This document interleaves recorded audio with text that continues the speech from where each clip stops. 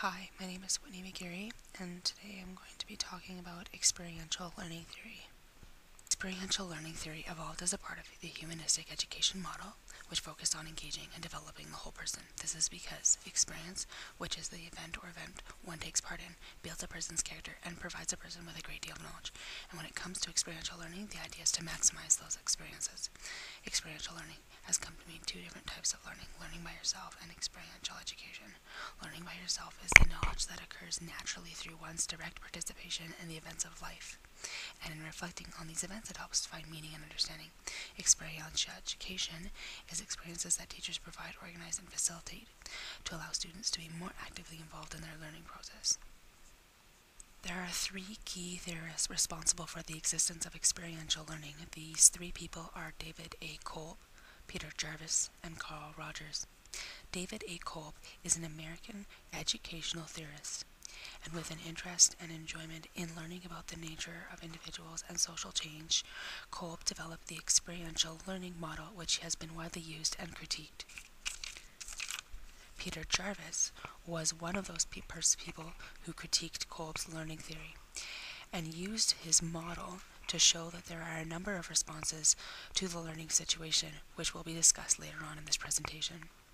Carl Rogers is best known as the founder of client-centered or non-directive therapy, and Rogers applied this principle to education, where the student would be considered their own teacher as they learn from their own experiences, rather than the teacher telling the students what knowledge they should have gained from an experience. The three theorists that were identified as being responsible for the existence of experiential learning came up with their own ideas about what the key principles of experiential learning should be. For Jarvis, he suggested that these key principles were non-learning, non-reflexive, and reflective learning. Non-learning was having the experience but not really gaining an understanding about it. Non-reflexive was having the experience and understanding it, but not contemplating the meaning the experience had to them.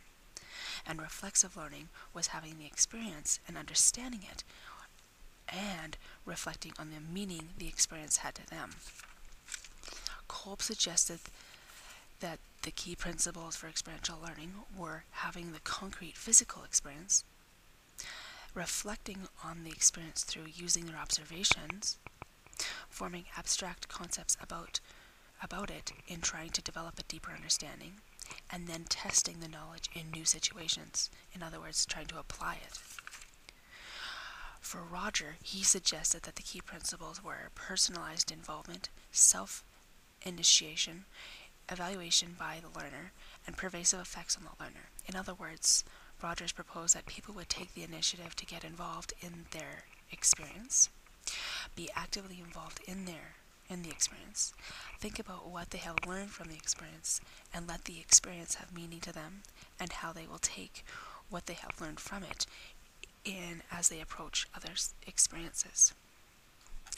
There is one major advantage and a few disadvantages to experiential learning. The advantage is that it focuses on active learning, which is important because the more involved a student is in their learning, the more he or she will get out of it.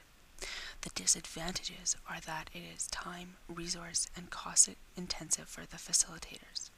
And this is because experiential learning requires an ample amount of time, a number and a variety of resources, and because of these reasons, it is expensive.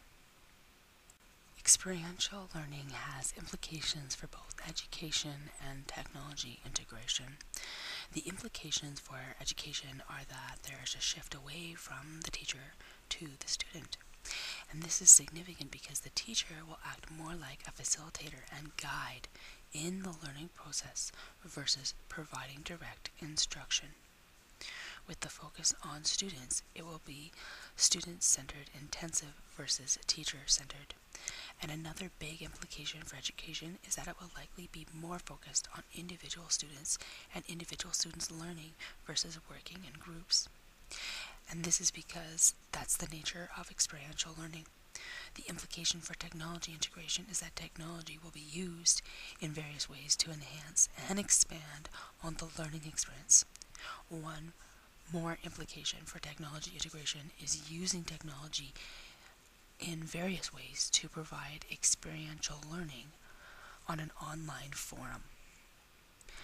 This video clip that I have included explains what experiential learning is and its key characteristics by applying it to the notion of what to reduce, reuse, and recycle in the experiential learning classroom.